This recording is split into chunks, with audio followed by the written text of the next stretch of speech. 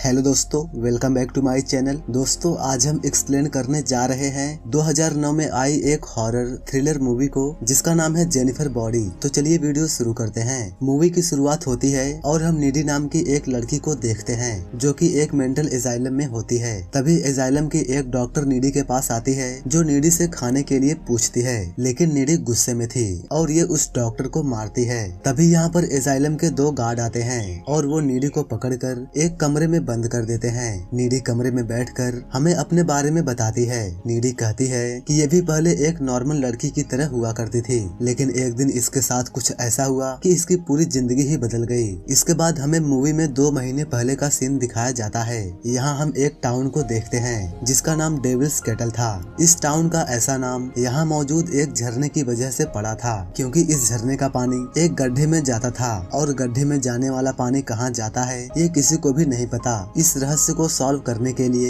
कई सारे साइंटिस्ट यहाँ आकर अपना अपना एक्सपेरिमेंट करते हैं। उसके बाद भी ये लोग इस रहस्य को सॉल्व नहीं कर पाते। इसके बाद हमें एक कॉलेज का सीन दिखाया जाता है जहाँ हम जेनिफर नाम की एक ब्यूटीफुल लड़की को देखते हैं। जेनिफर अपने कॉलेज की सबसे सुंदर और समझदार लड़की है, लेकिन नीडी जेनिफर से बिल्कुल अलग है। जेनिफर और नीडी एक दूसरे के बेस्ट फ्रेंड होते हैं। नीडी का यहाँ पर एक बॉयफ्रेंड था जिसका नाम चिप होता है और नीडी अपने बॉयफ्रेंड से ज्यादा जेनिफर के साथ अपना टाइम स्पेंड करती थी। एक दिन जेनिफर नीडी को एक पार्टी में चलने के लिए कहती है, लेकिन नीडी मना करती है क्योंकि आज ये रात चिप के यहाँ जाने वाली थी। लेकिन जेनिफर नीडी को पार्टी में जाने के लिए कई बार रिक्वेस्ट करती है, जिसकी वजह से नीडी पार्टी में जाने के लिए मान जाती है। लेकिन ये बात चिप को जरा भी अच्छी नहीं लगती। जेनिफर और नीडी पार्टी के लिए एक क्लब में आ जाते हैं और ये यहाँ पर कुछ लोगों से मिलते हैं। जेनिफर यहाँ पर एक ऐसे लड़के से मिलती है जो कि एक बैंड का सिंगर था। इस लड़के का नाम निकोलाई था। जेनिफर निकोलाई से बात करती है और उससे ड्रिंक के लिए पूछती है, जिस पर निकोलाई हाँ कहता है। जेनिफर ड्रिंक लाने जाती है। इधर निकोलाई जेनिफर के बारे में कुछ गलत बात बोलने लगता है जो नीडी सुन लेती है और ये बात उसे जरा भी अच्छी नहीं लगती। इसलिए नीडी वो सब बात जेनिफर को बताती है, लेकिन जेनिफर नीडी की बातों पर जरा भी यकीन नहीं करती और ये निकोलाई का शो देखने लगती है। शो चल ही रहा था कि तभी इस क्लब में आग लग जाती है और यहाँ मौजूद सभी लोग अपनी अपनी जान बचाने के लिए इधर से उधर भागते हैं। जेनिफर और नीडी भी खुद को बचाने के लिए किसी तरह से इस क्लब से बाहर आ जाते हैं। ये देखते हैं कि क्लब बुरी तरह से जल रहा था और इसमें कई सारे लोग मारे जाते हैं। ये दोनों यहाँ पर बात कर ही रहे थे कि तभी यहाँ पर निकोलाई आता है जो कि जेनिफर को अपने साथ में चलने के लिए कहता है, लेकिन नीडी जेनिफर को निकोलाई के साथ जाने के लिए मना करती है। लेकिन जेनिफर नीडी की बात नहीं मानती और ये निकोलाई के साथ जाने लगती है। नीडी को ये सब जरा भी पसंद नहीं आता कि जेनिफर किसी अनजान लोगों के साथ में जा रही है। नीडी को निकोलाई के ऊपर जरा भी भरोसा नहीं था। नीडी घर पर आती है और ये जल्दी से कॉल करके चिप को सारी चीजें बताती है। नीडी काफी ज्यादा घबराई हुई थी क्योंकि इसे लग रहा था कि जेनिफर के साथ वहाँ पर कुछ बुरा न हो जाए। नीडी यहाँ बात कर ही रही थी कि तभी इसके डोर की बेल बजती है। नीडी जब यहाँ चेक करने आती है तब इसे यहाँ पर कोई भी नहीं दिखता और ये दोबारा से अपने घर में आ जाती है। नीडी को अपने किचन से कुछ आवाज सुनाई देती है। नीडी जब यहाँ चेक करने आती है तब इसे यहाँ पर जेनिफर मिलती है जिसके शरीर पर काफी ज्यादा ब्लड लगा हुआ था। जेनिफर नीडी को एक डरावनी स्माइल देती है और फिर फ्रिज से कच्चा मांस निकालकर खाती है। मांस खाते समय जेनिफर किसी जानवर की तरह चिल्लाती है। जेनिफर के मुंह से कुछ अजीब सा लिक्विड भी निकलता है, जिसके बाद जेनिफर यहाँ से चली जाती है। अगली सुबह हम नीडी को देखते हैं जो कि जेनिफर के बारे में सोच रही थी कि तभी यहाँ पर जेनिफर आ जाती है जो कि बिल्कुल ठीक ठाक थी। नीडी जेनिफर से कल के रात हुई सारी इंसिडेंट के बारे में पूछने लगती है, लेकिन तभी कॉलेज के प्रोफेसर यहाँ आते हैं और ये क्लब में मरे हुए लोगों के बारे में बात करते हैं। प्रोफेसर की बात सुनकर जेनिफर हंसती है। नीडी को जेनिफर का ये बिहेवियर काफी ज्यादा अजीब लगता है। नीडी जेनिफर के साथ हो रही सारी चीजों को चिप को बताती है। उधर हम स्कूल के फुटबॉल टीम के कैप्टन जोनस को देखते हैं जो कि फुटबॉल ग्राउंड में खड़ा होकर अपने मरे हुए दोस्तों को याद कर रहा था और ये अपने दोस्तों की मौत से काफी ज्यादा सैड भी था कि तभी यहाँ पर जेनिफर आती है और ये जोनस को अपने साथ जंगल में लेकर आती है और जंगल में आकर जेनिफर इसके साथ इंटीमेट होने की तैयारी करने लगती है। ये दोनों यहाँ पर किस कर रहे थे कि तभी यहाँ पर जंगल के सारे जानवर आ जाते हैं और ये जेनिफर और जोनस को देखते हैं। जोनस को ये बात काफी ज्यादा अजीब लगती है।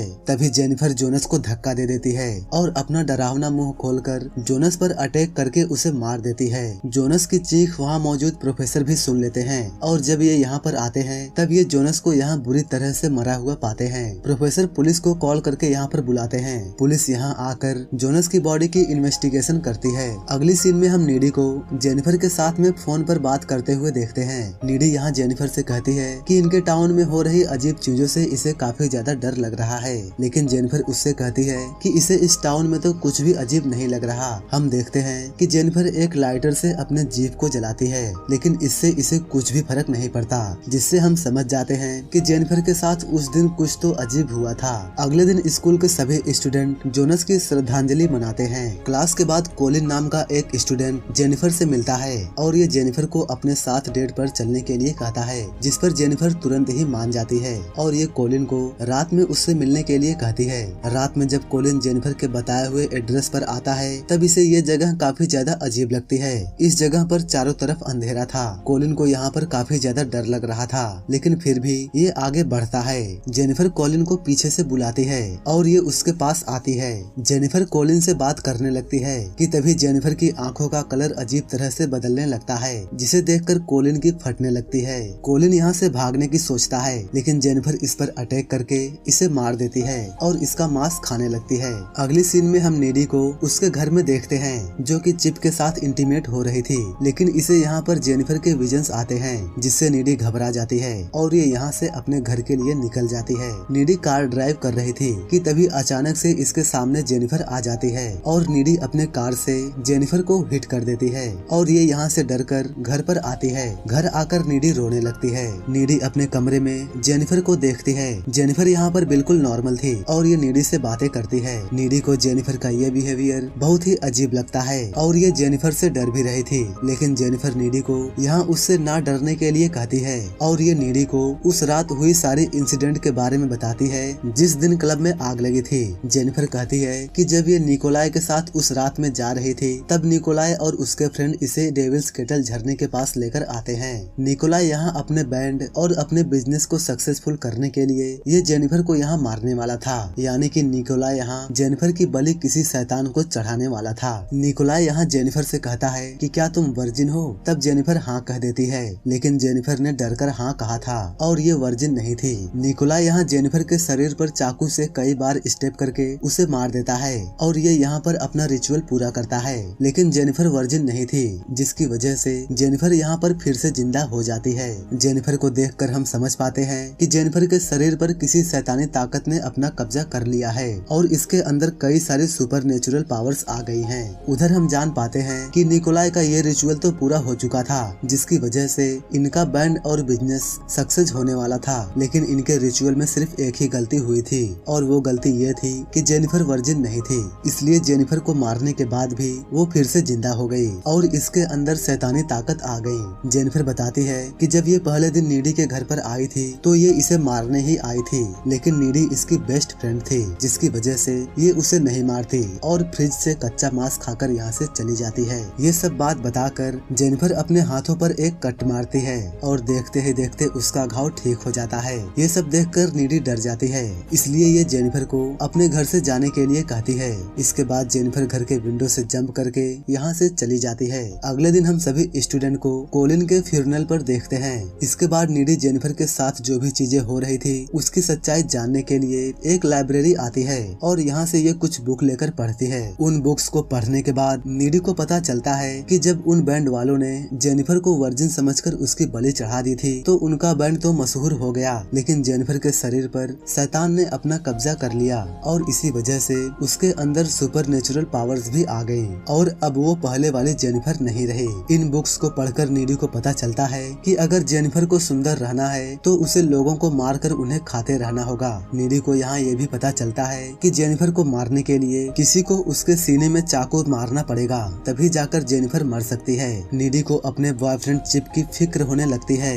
कि कहीं जेनिफर चिप को भी न मार दे। नीडी जेनिफर के साथ हो रही सारी चीजों को चिप को बताती है, लेकिन चिप को इन बातों पर यकीन नहीं होता और ये यहाँ से चला जाता है। हम देखते हैं कि स्कूल के सभी स्टूडेंट अपनी डांस पार्टी के लिए अच्छे से तैयार हो रहे थे। नीडी भी इस पार्टी में आती है और ये यहाँ आकर चिप का इंतजार करने लगती है। उधर हम चिप को देखते हैं जो कि अकेले ही पार्टी में जा रहा था, लेकिन तभी रास्ते में ही इससे जेनिफर मिलती है। जेनिफर यहाँ पर चिप को रोकती है और इसे नीडी के बारे में कुछ गलत बातें बताने लगती है और कहती है कि नीडी तुम्हें धोखा दे रही है। बातों ही बातों में जेनिफर चिप को किस भी करती है और इसे एक सुनसान जगह पर लेकर आती है। उधर नीडी को चिप को यहाँ डांस पार्टी में न आने की वजह से काफी ज्यादा टेंशन होने लगती है और इसे लगता है कि कहीं चिप जेनिफर के साथ में तो नहीं है। ये जानने के लिए ये जल्दी से चिप के घर पर आती है। चिप के घर आने पर चिप की मॉम नीडी से कहती है कि चिप तो यहाँ से कब का पार्टी में जाने के लिए निकला है। उधर हम जेनिफर को देखते हैं जो चिप को सेड्यूस कर रही थी,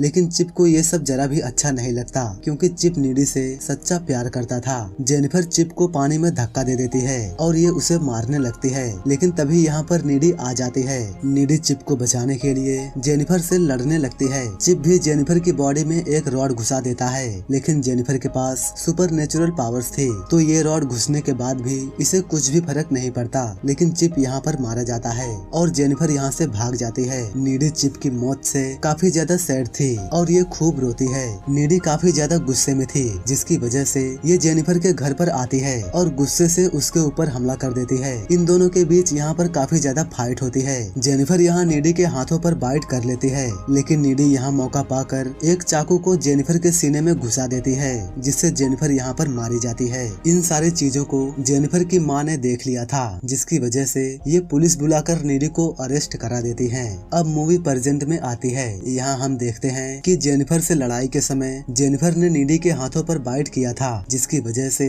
जेनिफर की पावर्स अब नीडी के अंदर आ चुकी थी और नीडी इस पावर से जेल तोड़कर यहाँ से भाग जाती है। नीडी झरने के पास आती है और यहाँ से ये वही चाकू उठाती है जिससे निकोलाई ने जेनिफर को मारा था। इसके बाद हमें निकोलाई का बैंड दिखाया जाता है जो कि काफी ज्यादा पॉपुलर हो गए थे और ये अपनी लग्जरी लाइफ जी रहे थे, लेकिन अगले ही सीन में हम देखते हैं कि उन सभी लोगों को किसी ने मार दिया है। और आखिरी सीन में हम सीसीटीवी कैमरे की फोटोज देखते हैं जिसमें हम नीडी को खड़ा हुआ देखते हैं। इसका मतलब ये था कि नीडी ने ही इन्हें मारा है क्योंकि उनकी ही वजह से नीडी की सबसे बेस्ट फ्रेंड और इसका बॉयफ्रेंड मारा गया, जिसकी वजह से नीडी की पूरी जिंदगी बर्बाद हो गई। इसी के साथ ये मूवी यहीं पर एंड हो जाती है।